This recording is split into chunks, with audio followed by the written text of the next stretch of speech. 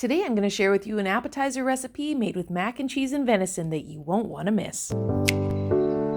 Hey ladies and gents, if we haven't met yet, I'm Junie the Orange Huntress, and I am so excited to share with you my venison mac and cheese popper recipe. Not only is it crispy and creamy, but it has an amazing smoky flavor that will keep your guests coming back for more. So grab your recipe book, lean on in, and let's get started.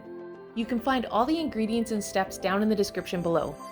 And if you do happen to have a mac and cheese recipe that you absolutely love, then use that one instead of this. But for every mac and cheese recipe, you need a big pot of water salted and set to boil. This piece of venison I used was from a sirloin roast. This one had some silver skin in the middle. That can make the meat a little tough and chewy, so I took my knife and removed that. If you hold the base of the silver skin and run your knife back and forward against it, it removes that meat off really nicely.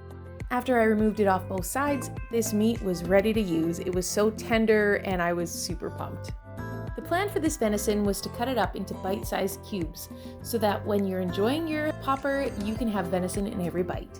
This was achieved by cutting everything at about a ½ an inch in diameter. That way the macaroni to meat ratio would be pretty balanced. Once my water came to a boil, I tossed in my 2 packages of Kraft dinner and gave it a quick stir. While we wait for the mac, we'll work on the marinade. You need a 1/4 cup of Worcestershire sauce, 2 teaspoons of chopped garlic, ½ a teaspoon of dried thyme, and salt and pepper. Add everything to your bowl of freshly chopped meat and mix it together really well. Here's my saran wrap tip of the day. Don't cover your bowl like that. Make sure that your saran wrap is touching your meat. That way there's no air left in the bowl and your marinade's gonna be awesome. Pop that in the fridge for at least an hour, if not longer. Be sure to drain your mac in a good colander, and what I like to do after I drain it is I hit it with some cold water. That way it stops the cooking process and makes sure your mac doesn't get mushy. And now it's cheese sauce time. A 1/4 cup of salted butter, a whole block of cream cheese, about 1 cup to 1.5 cups of milk, and a little bit of smoke. I like to cut up my cream cheese into little cubes, especially if I've just taken it out of the fridge. That way it melts a lot faster in the pot. I turn my pot to medium and add my butter, wait for that to melt a bit, then I add my cream cheese and begin to mix it in a little bit.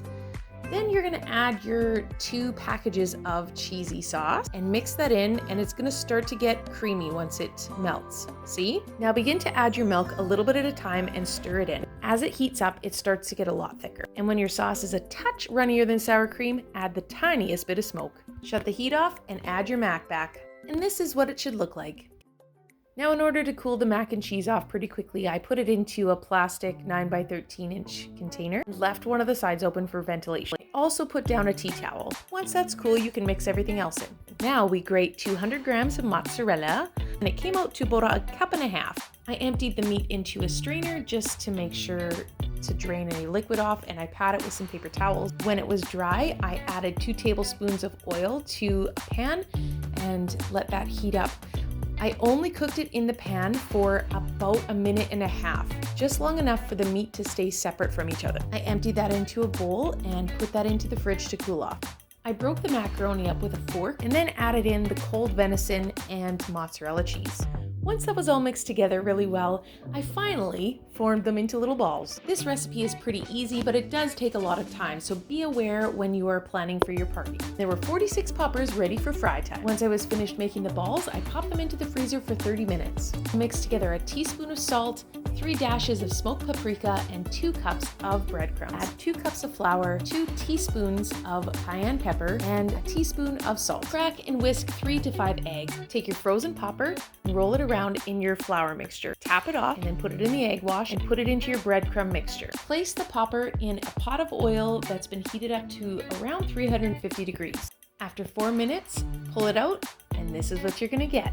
This one I actually only cooked for 3 minutes, so when you open it, you can see how it's kind of stuck together in the middle. So that's why I estimated I needed an extra minute of cook time.